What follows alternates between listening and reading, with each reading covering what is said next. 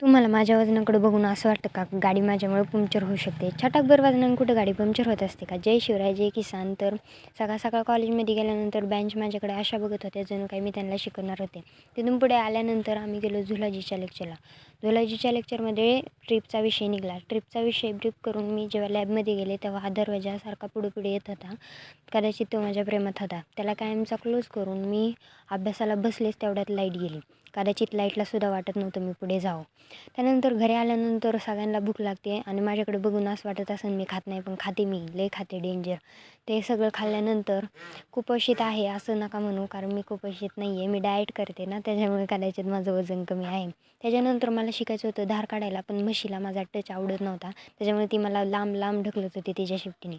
आणि टच करायला गेले पण मम्मीची लात नव्हती खायची आणि म्हशीची पण नव्हती खायची. त्याच्यामुळे मग मी माझी दुधाची किटली भरून आत्याकडे दूध द्यायला गेले. तिथून पुढं दूध देऊन आल्यानंतर मी माझं रोजचं चारा खात होते. ते म्हणजे रोज नाही खात, ते आज तळल्यामुळे खात होते. आणि डाएटवर असल्यावर मी असलंच तळाऊ पदार्थ खाते. ते खाऊन झाल्यानंतर त्यातल्या 2-3 बॉब्या अशाच होत्या, कदाचित त्या कुपोषित होत्या. बॉब्या खाल्ल्यानंतर मग काय नाही, बरे ना बाकी, ठीक आहे, बाय, थँक्यू.